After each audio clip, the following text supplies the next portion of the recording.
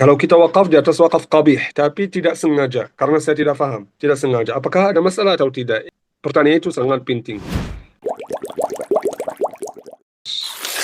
Assalamualaikum, Syekh. Bagaimana kalau orang tersebut tidak tahu makna dari apa yang dia baca, lalu kemudian dia tidak sengaja berhenti di wakaf qabih tanpa sepengetahuannya?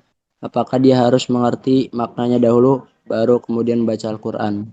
Nah, barakallahu fikum. Ini soalan sangat penting.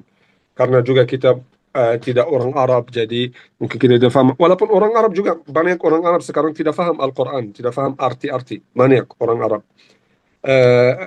Jadi, kalau kita wakaf di atas wakaf qabih, tapi tidak sengaja, karena saya tidak paham, tidak sengaja. Apakah ada masalah atau tidak? Ini pertanyaan itu sangat penting. Lihat itu. Semua kata istilah hukum di dalam wakaf dan ibtida, hukum itu wakaf qabih, wakaf jaiz, tidak jaiz, tidak boleh. Wakaf ini dilarang, mamnu', tidak boleh. Atau wakaf ini bagus. Semuanya ini bukan hukum syar'i. Bukan hukum syar'i. Jadi maksudnya, kalau misalnya ini jaiz, oke, dapat pahala. Ini tidak jaiz, wakaf di sini qabih, tidak jaiz, jadi kalau wakaf dapat dosa. Bukan. Semua istilah dalam wakaf dan ibtida, bukan maksudnya jaiz atau tidak jaiz jadi hukum syar'i, sama hukum syar'i yang di fiqih.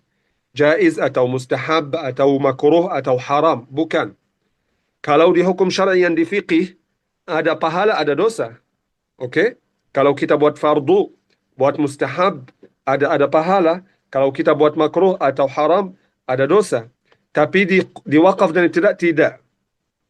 Ini hanya istilah saja. Jaiz atau tidak jaiz hanya istilah saja. Maksudnya, jaiz dalam cara membaca. Fi urfi tilawah. Al-ada itu membaca Al-Quran. Apakah boleh dalam membaca Al-Quran atau tidak boleh? Dalam bacaan, bukan hukum syar'i. Jadi maksudnya saya tadi bilang itu wakaf qabih, tidak boleh wakaf di sini. Jadi orang yang wakaf di sini akan dapat dosa? Tidak. Bukan. Tidak dapat dosa.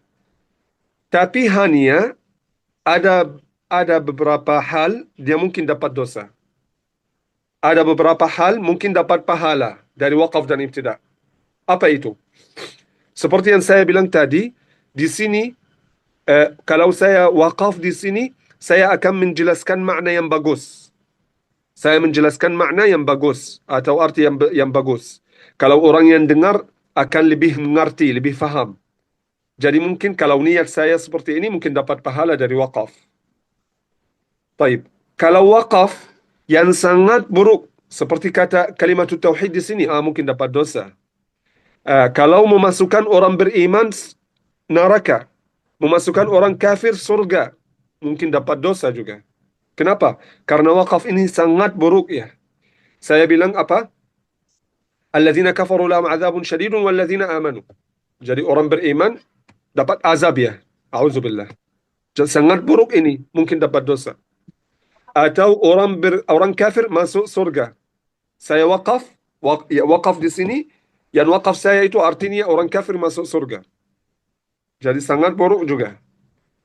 Atau saya penafian sifat-sifat Allah di wakaf ini sama yang tadi, innallaha la yahdi, innallaha la yastahyi. Jadi hal ini saja kalau wakaf yang sangat buruk mungkin dapat dosa. Wakaf di la ilah, berhenti. A'udzubillah.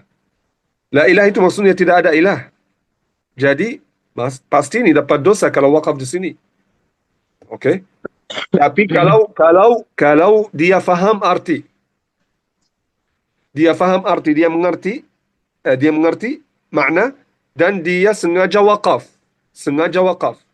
Bukan kalau tidak mengerti. Misalnya orang non Arab, dia tidak faham maksudnya la ilaha itu, dia tidak faham. Walaupun mungkin semua orang Muslim alhamdulillah faham. Tapi mungkin ada orang Indonesia tidak faham bahasa Arab, tidak faham la ilah. Jadi dia berhenti di sini. Insyaallah dia tidak dapat dosa. Tapi kalau dia faham arti dan dia sengaja wakaf, sengaja wakaf yang buruk ini, wakaf yang tidak bagus ini, dia dapat dosa. Kalau sengaja wakaf bukan sengaja arti. Kalau sengaja wakaf, dia dapat dosa. Tapi kalau sengaja artinya, dia kafir.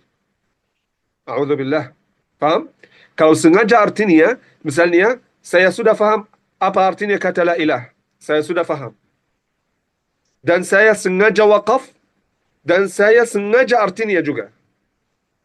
A'udzubillah. Kalau sengaja artinya, jadi dia kafir. Faham? Walaupun dia baca Al-Quran, dia kafir. Kenapa? Karena dia sengaja bilang tidak ada ilah. A'udzubillah, dia sengaja artinya. Itu kufur, bukan dosa. Faham? Dosa kalau dia sengaja wakaf dan dia sudah mengerti, faham makna. Kalau dia sudah mengerti makna dan dia sengaja wakaf, dia dapat dosa. Kalau dia sengaja wakaf dan dia sengaja artinya, dia faham artinya dan dia sengaja artinya, ini kufur, na'udzubillah. Tapi kalau dia wakaf, dia tidak faham arti, dia tidak sengaja, artinya tidak sengaja wakaf juga, tidak ada masalah. Tidak ada masalah. Tidak dapat dosa insyaAllah. Jadi, semua hukum yang dalam wakaf dan ibtidah itu jaiz atau tidak jaiz, bukan maksudnya dapat dosa atau dapat pahala. Tidak. Kecuali ada beberapa hal yang seperti saya menjelaskan tadi ini, mungkin dapat dosa atau dapat pahala, wallahu a'lam.